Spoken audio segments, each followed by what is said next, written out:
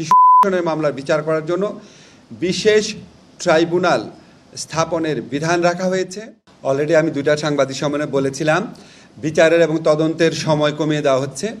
এর বাইরে যে গুরুত্বপূর্ণ যেই ব্যাপারে নীতিগত সম্মতি উপদেষ্টা পরিষদ জ্ঞাপন করেছেন সেটা আপনাদের জানাচ্ছি।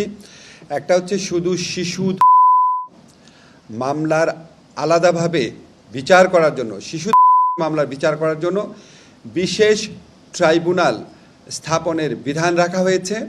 এটা সবাই নীতিগতভাবে সম্মত হয়েছে। আরেকটা হচ্ছে আমাদের অনেক এই নারী ও শিশু নির্যাতন দমন আদালত দেখা যেত মামলার জট লেগে যেত, কারণ এখানে দুই ধরনের মামলা আসতো। একটা হচ্ছে সম্মতিসহ যে সমস্ত ঘটনা ঘটতো, যে বিয়ের প্রলোভন দেখিয়ে, এই সমস্ত মামলার অনেক আধিক্য ছিল, এই মামলাগুলাই বেশি ছিল। আর সম্মতি ব্যতিরেকে যে ঘটনা, সেই মামলাগুলোর বিচার এই জন্য আটকে থাকতো। সেই জন্য আমরা এই আইনের মধ্যে বিধান করেছি বিয়ের প্রলোভন দেখিয়ে, সম্মতি নিয়ে, প্রতারণামূলকভাবে হোক বা বিয়ের প্রলোভন নিয়ে হোক, সম্মতিক্রমে যেই ঘটনাগুলোর বিচার সেটা একটা আলাদা অপরাধ।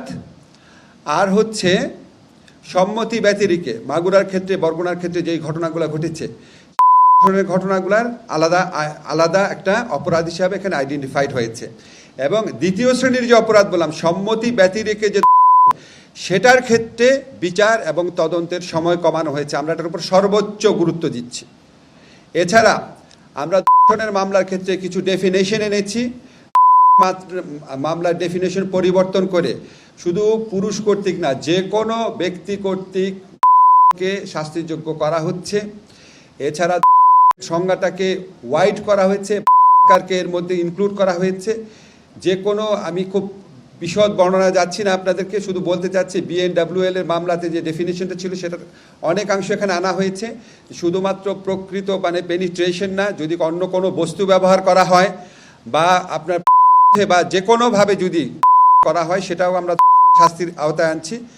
এটা আপনারা মানে যে কোনো ফর্মে যদি ধর্ষণ হয় এটা আমরা ওয়াইড করে দিচ্ছি। আর থার্ড যে অত্যন্ত গুরুত্বপূর্ণ পরিবর্তন আনা হচ্ছে সেটা হচ্ছে ডিএনএ রিপোর্ট পাওয়ার অপেক্ষায় অনেক মামলা বছরের পর বছর ঝুলে থাকতো।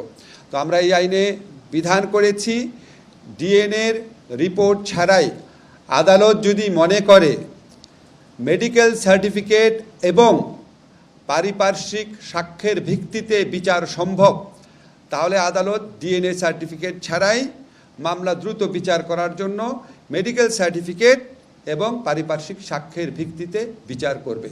এছাড়া আমরা ভিকটিমদের প্রোটেকশনের জন্য বিভিন্ন ধরনের ব্যবস্থা করেছি, ওনাদেরকে ক্ষতিপূরণ দান করার ব্যবস্থা করেছি। এবং কালে বা উদ্দেশ্যে যদি ব্যর্থ হয়, কালে বা ধর্ষণ করার উদ্দেশ্যে যদি কোনো রকম জখম করা হয়, গুরুতর জখম বা সাধারণ জখম, সেটাকেও আমরা কঠোর শাস্তির ব্যবস্থা করেছি। আপনারা বৃহস্পতিবার দিন এটা চূড়ান্ত অনুমোদন হয়ে যাবে আমরা আশা করছি। এরপর আপনারা খুব দ্রুত গেজেট নোটিফিকেশন হয়ে যাবে, এটা আপনারা খুব দ্রুত আপনারা কপি পেয়ে যাবেন। তবে আপনাদেরকে একটা জিনিস ক্ল্যারিফাই করি, এই আইনের পাশের সাথে মাগুরায় আসিয়া হত্যা এবং মামলার বিচারের সম্পর্ক নাই। ওই বিচার এগিয়ে চলেছে নিজস্ব গতিতে এবং আমরা মনে করি খুবই দ্রুততার সাথে এই মামলার বিচার হবে। এই মামলার তদন্ত কার্য সমাপ্তির পথে, ডিএনএ রিপোর্ট পাওয়া যাবে 2-3 দিনের মধ্যে, তদন্ত কার্য সমাপ্তির পথে।